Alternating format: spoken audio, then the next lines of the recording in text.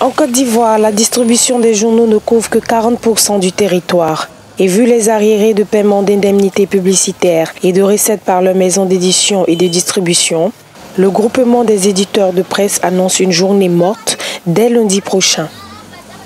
La société de distribution qui est Edipresse est une de nos plaies, une véritable plaie pour les éditeurs de presse de Côte d'Ivoire parce qu'elle a nos produits, elle vend nos produits et nous avons des arriérés de recouvrement avec la société d'Edipresse.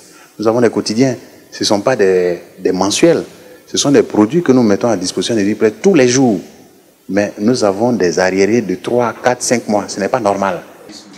Le GEPSI dénonce également la réorientation de l'aide publique à l'impression des journaux privés et certains éditeurs n'hésitent pas à accuser le gouvernement. Quand le gouvernement laisse entendre qu'il veut réorienter l'aide à l'impression au profit de la distribution, mais si les journaux ne sont pas imprimés, qu'est-ce qu'on va distribuer? Il faut que les journaux soient imprimés d'abord. C'est pourquoi depuis de longues années, en concertation avec tous les acteurs du secteur, nous avons décidé que la subvention aille d'abord à l'impression. Cette impression qui va permettre donc aux journaux d'être sur le marché.